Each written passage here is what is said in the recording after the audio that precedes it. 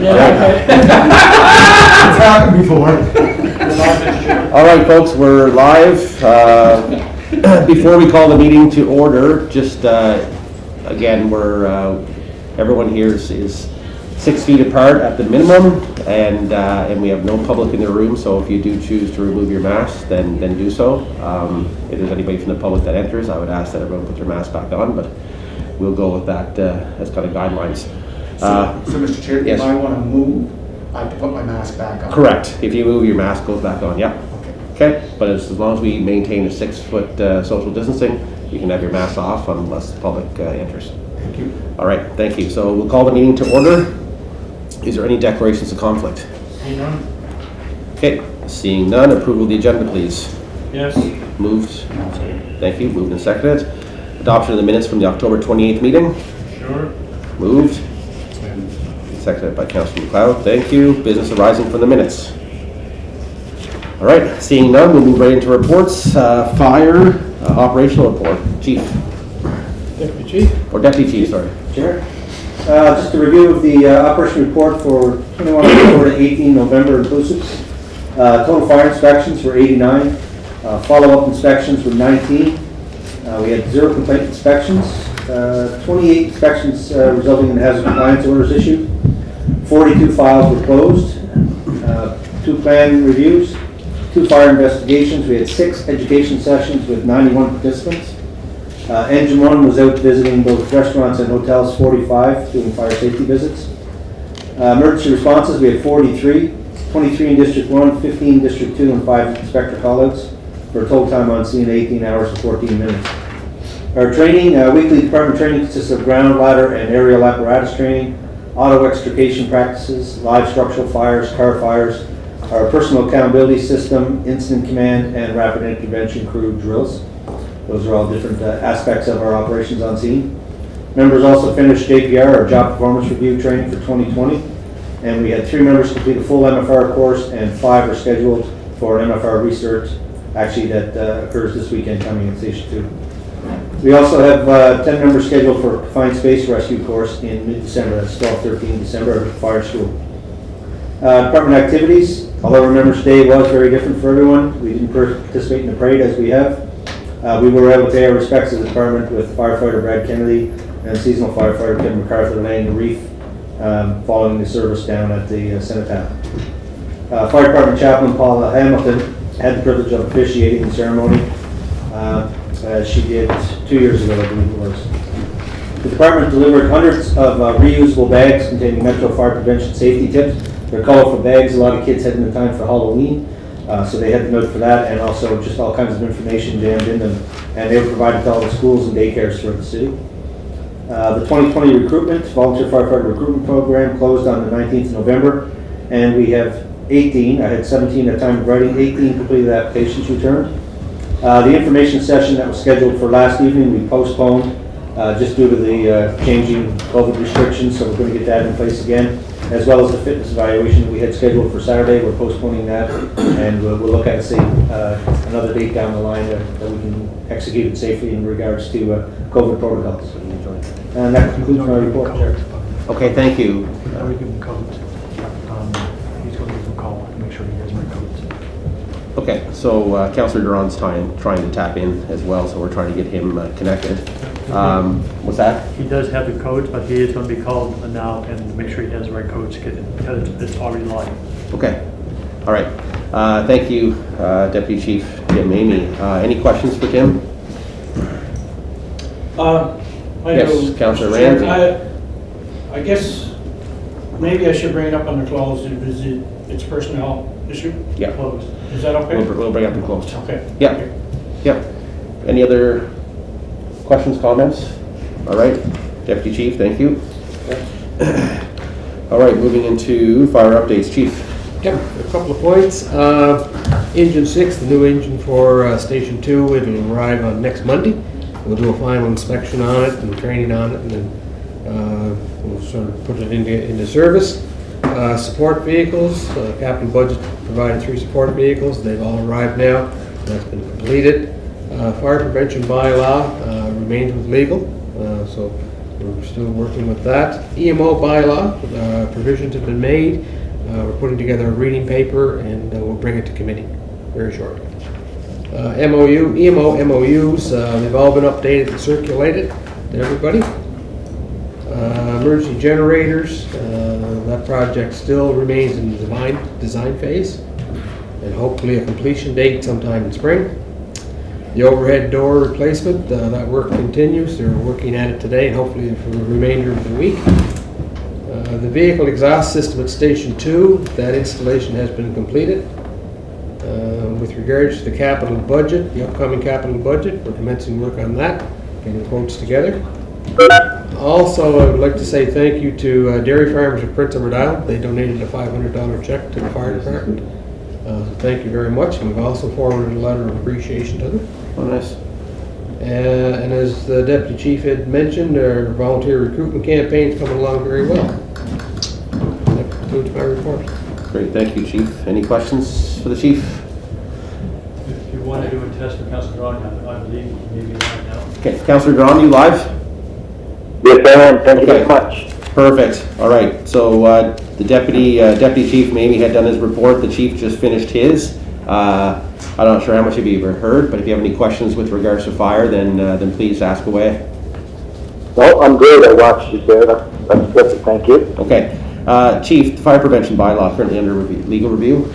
Is there the fire prevention bylaw? You said it's currently under legal review. Correct. How long are we expecting, I guess, that to take the process? I don't expect it to take a long time. It'll be back and forth and sprinklers, that sort of thing are a part of it. So it's going to take a little while to get through it. It's not going to be overly long, I wasn't thinking. Okay, so we're talking New Year, you think, or do you think I before? would think somewhere into the new year. Okay. I'm hoping it would be anyways. Okay, quick question for you on fire as well.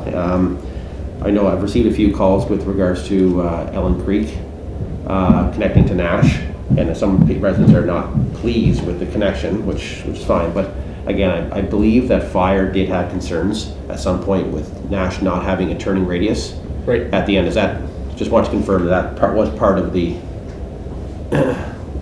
concerns, I guess, from fire, Right. with regards to that long Nash Drive not having the cul-de-sac that was supposed to be installed. To my knowledge, this morning I was advised that the connection will be made, Yeah, it is. Yeah, and it's going to be gravel based until the spring, and then it will be asphalt.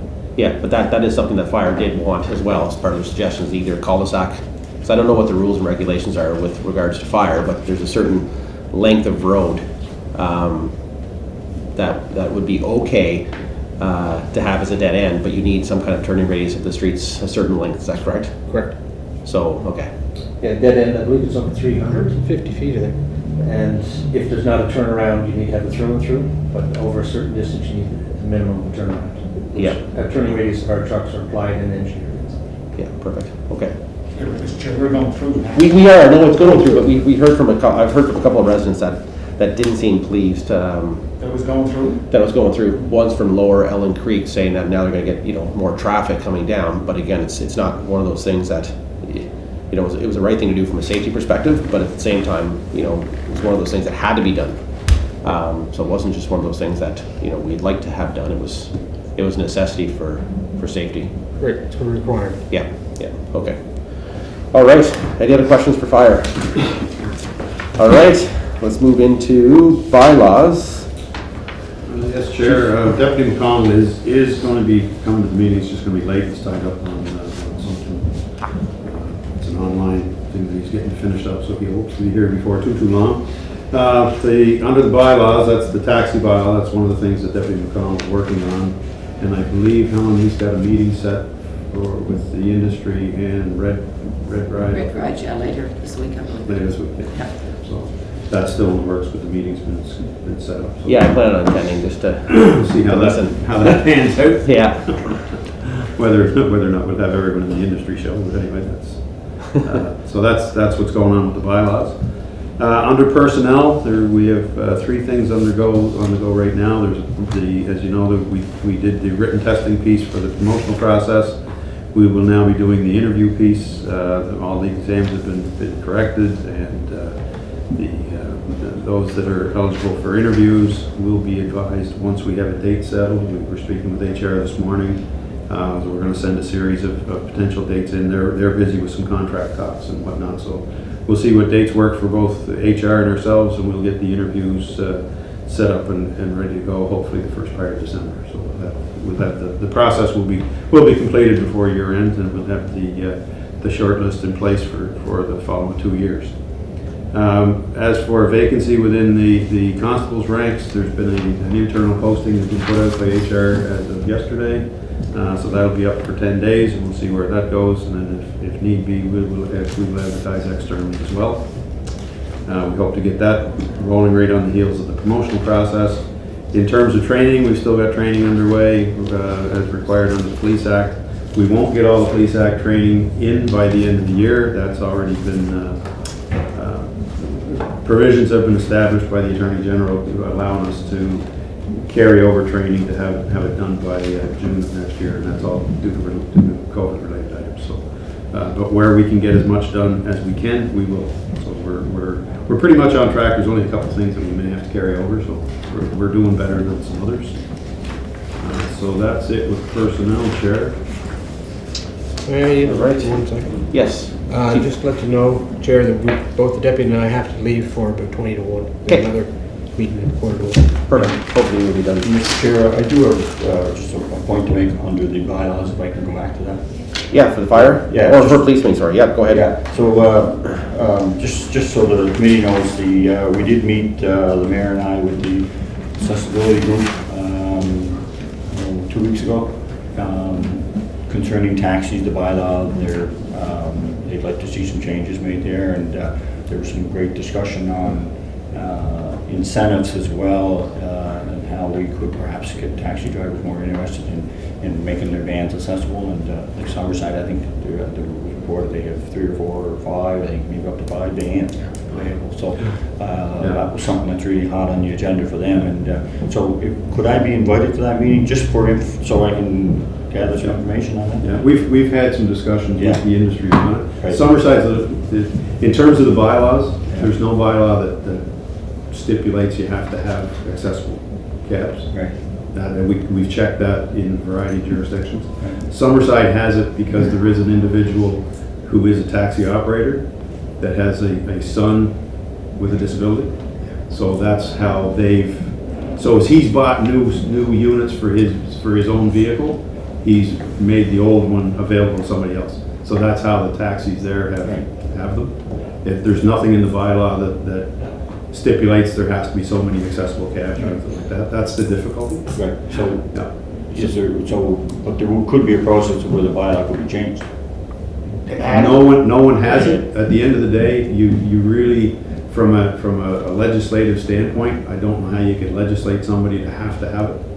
You could make monetary incentives to have somebody, to entice someone to put the equipment in, but I don't think from a charter perspective you'd ever be able to put it in to say you had to. Okay. So the minutes Good from, information. the minutes of that meeting, Councillor McLeod, were they forwarded to police? Yes, Uh, I think, He's chair on the... I think Doug is working on it, and he is going to have the minutes sent to Okay. us. Yep. No, Yeah, I think it's a good cross, because I mean, that's kind of answers, So we list, Yeah. so Yeah. Councillor McLeod, we'll confirm, first of all, again, I don't know exactly who, I think Deputy Chief McDonald had probably a certain mandate that he wanted to deal with. Right. And if this can be added, great. If not, we can arrange for another meeting just with Yeah, the okay. taxpayer. This one's a little bit, The first one's really on the ride share.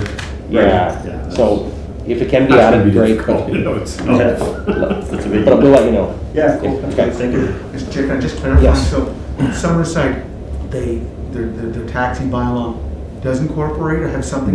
Nothing No, in no. reference to it? The way Summerside came around with theirs was because of the one individual that had the apparatus, who is a cab driver, but he had the apparatus for his son. And then as he has upgraded, he's made the old unit available. Like if you're a cab driver, it's just like, here, you want this, or can you cut $100 or whatever. Yeah. So under the ride share, you're planning to add as something to accommodate for rideshare. Well, the bylaw? province has already allowed for rideshare in the licensing, Mhm. so we have to look at how can we incorporate that, or how would it work here? So that's what we're trying to have a discussion So- with those that are involved in rideshare and those in the industry. So in Montreal, I think Montreal doesn't, they prohibit Uber to taxi in Montreal because city bylaw. They had, I don't know where they are now, because it's been, like, they had some areas where they were limiting it and restricting it. Other areas now provide for rideshare, with the understanding that there's a certain percentage of the rideshare revenue comes to the city to allow you to operate. Those are the kinds of things we're looking at to see what goes on. Well, you know, they're gonna be reaching out more, Uber and Lyft, because their revenue's down, like, they're looking at going into Halifax, which is out of their numbers, it's usually 1 million more residents, so Halifax is what, 450? Yeah, so they're cutting down their critical mass. So the province approves it, can we find it? Well, all the province did was they approved driver's license regulations to allow for rideshare. Because there's no, when you're looking at other areas throughout the province where there's no public transit, things like that, it's like, okay, how can I, you know, there is a taxi in Montague, but there wouldn't be one in Hunter River. No. But I might start up a rideshare in Hunter River. Right. So how do I do that? What type of license do I have to have? Right. Just a driver's license, just what kind of operator's license. So that's what the province introduced. Yeah. So they brought I that in, understand that. but they're bringing that in, fixed the problem in one area, created problems in places like here in Summerside where we have a taxi industry. Right, So that's what we're having the meeting. right, and we are inviting the taxi association into that meeting. Yep. Because when we brought the transit system, and you remember that, there was a lot of blowback from that transit system when it came in 2005 from the taxi industry. I'm sure it'll be the same response on the rideshare too. Well, it could be. There's other ways of, because in theory, if rideshare is available, and I'm a taxi driver for say, city, I could put my number in as a rideshare. I'm still operating, I'm operating both now. And that offer, I think, was extended from the rideshare I company. think to that's what they're Yep. looking at. I mean, that's, yeah, there's, so we'll have to just see what comes out of the meeting. Thank you, sir. Okay, Councillor Ramsey. No, I think the chief just answered, that was my question to rideshare. In the press 2 weeks ago or last week, chief, it already said the province approved that part of it. So I'm just gonna ask where are we at that. You answered all the questions, thank you very much. Okay, thank you, Councillor Ramsey. Any other questions for the chief? Okay, seeing none. So I'm guessing that F, G, and H, we're going to move into a closed session? Is that? I still have a couple other things. Okay, okay, perfect. Just they're real quick. for the No, go most part. Special events, as you know, the coverage was scaled back for Remembrance Day. The service was still held. And the unfortunate thing was, it was a beautiful day where we could have had more people out. But much like the summer, best summer we ever had, nobody could come and enjoy it on that event. And we're all set for Victorian Christmas. It starts this weekend, and for the mobile parade routes that are going to start up next Monday and run for the week. So those events are set. Just a quick update in terms of the mental health, the provincial, the mobile outreach, where we talked last month about potentially having representatives come in and do a presentation for the committee. It's basically, where it sits at this point is they actually put their foot on the gas a little too soon. So they're going to have to pull it back a little bit. Like originally they had planned for training for police and others on that may be working this unit for next week. And he said, you can't pull stuff off that fast. I mean, it's just impossible to do. We still haven't got any idea of what the cost sharing arrangement will be, all that kind of stuff. So basically, they are moving ahead with some things, but they put the brakes on this particular piece for the time being. So as we get more information and figure out where it's going to unfold. So who's leading that, Chief? Pardon me? Who's leading that? Who's? That's on the health side, Verna Ryan, on the mental health and addictions. Okay. Verna. Community policing, there's Deputy Coons has his listing on community policing. I just have one quick thing that comes from your other meeting about the hard of hearing program. Oh, great. And I was following up with Rebecca, and I think what she's talking about is the old Violet Life program. Right, I think that's what it is. And that was a program that was instituted by the Seniors Active Living Right. in conjunction with Murphy's Pharmacies. That rolled out a number of years ago. And basically what it was is you put a sticker on the door, and anything that was, that medication-wise, any kind of medical thing, whatever, would be held in, basically it's a prescription bottle with all the information listed, and it would be in your freezer. But I don't know if that particular program is still being run. I don't know. But I think that's what she, Yeah. what they were referencing. Yeah. Because we haven't seen anything else in terms of, Yeah. you know, the, like running stick, like that's a little bit different because it's an information thing for, say, us or medical or Right. fire. It's a little different than where you're putting somebody in that may say they have a hearing issue. Now you're, stick that in your front door, now you're pointing out a vulnerability, you know? So, just since we're on that, so if I send out an invite, would some of the police department come to one of those meetings just to kind of explain that? Yeah, aspect? we could look at that, sure, yeah. Okay, cool, thank you. Councillor Ramsey. Chief, getting back to the special events, you said the Victoria Christmas is still on the go? Are you still ready to go? The Christmas market, we're set for that. All the traffic changes have been put in for them to proceed with that. And even with the announcement from the public health, everything this week? We haven't heard anything to the contrary. If they cancel, it's not a big deal for us. It's just all the traffic stuff that we've done. Exactly, no. Somebody mentioned that to me last night, and wondering if it's still gonna go or not. Yeah, as far as I know from this morning, it was done, but we still go. Okay, thank you. Councillor Duran, any questions? No, I don't have any questions about that, but I have one question about the snow bylaw. Could I ask that now? Did you say the snow bylaw? Yeah. Okay, yeah, go ahead. It's just I had a couple of calls from some residents that live beside a couple of businesses, and what happens is the businesses stockpile the snow, and the residents get flooded out. So, you know, I did make some calls last year to see if I could get the contractor to move the snow, but they never did. So there's a couple of places that, you know, they're plowing all their parking lots to one end of their business, and that snow is melting and flooding the residents. I'm just wondering, is there ever a way we can look at that bylaw to help those people out?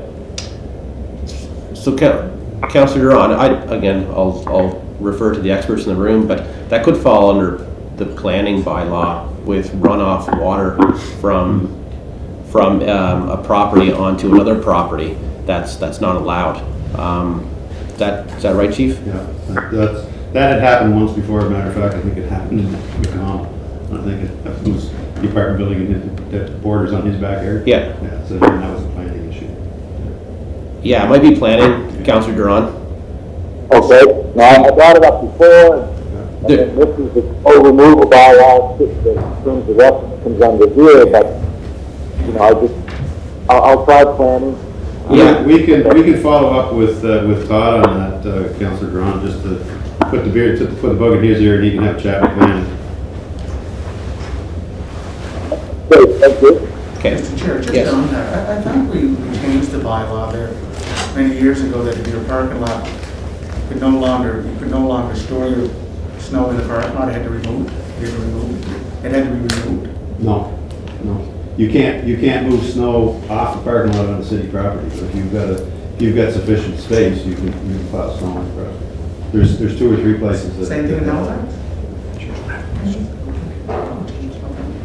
Councillor McLeod. Thank you, Mr. Chair. So on that, Chief,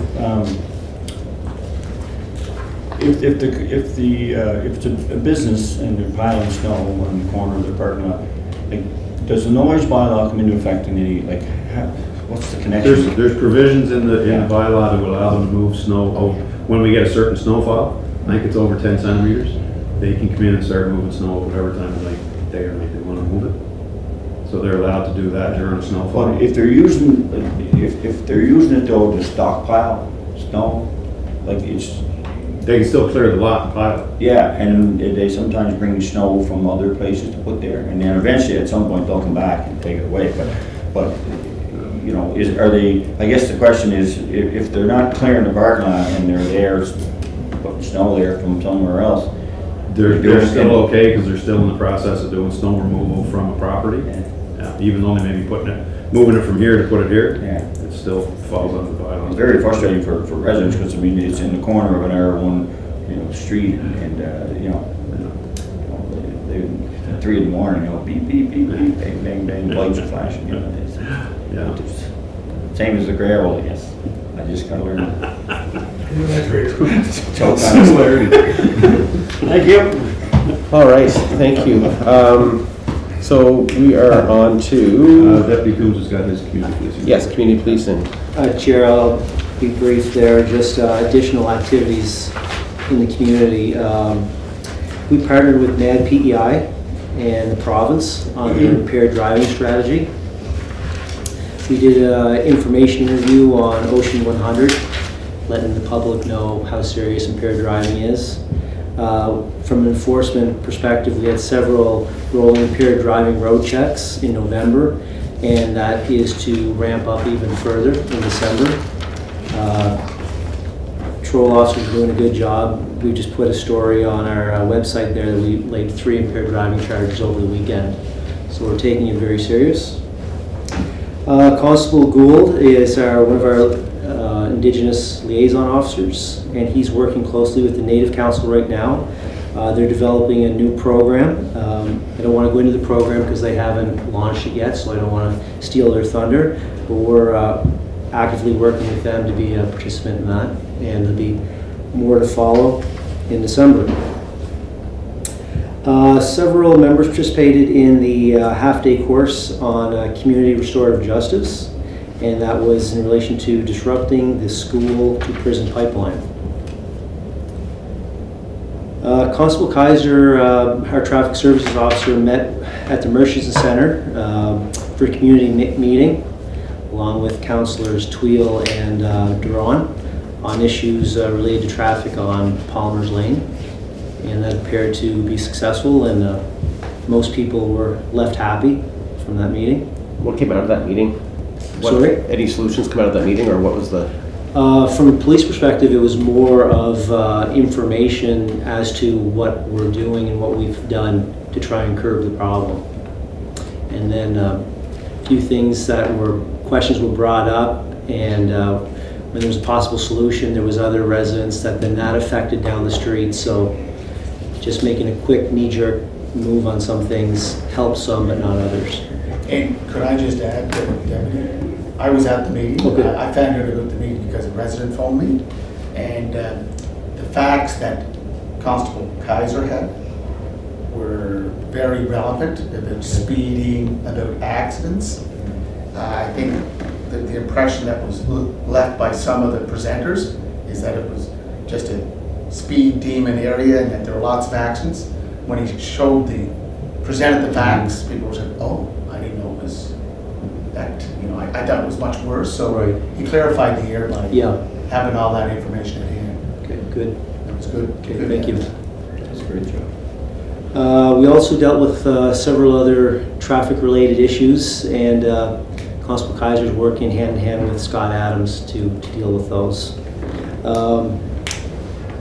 Some of the councillors might already be aware that sign centurions are being erected, one for each ward.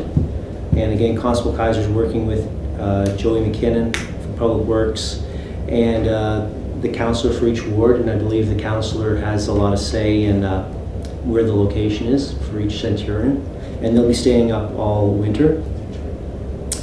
And then I've put something together with the patrol sergeants to conduct targeted traffic enforcement to reduce speeding. So we determined specific locations and times based on staffing, and we roll that out. We did one yesterday, and we had, just for example, we had 19 speeding tickets issued. That concludes our report. Awesome, thank you. All right, any questions? Councillor Ramsey. Thank you, Deputy Chief. I must say, 2 weeks ago, I got a call from Tim Kaiser's wondering where that was going to go, or where I would like to see it go in Yes. my ward too, and I thought really it was very helpful and all that, so we both agreed.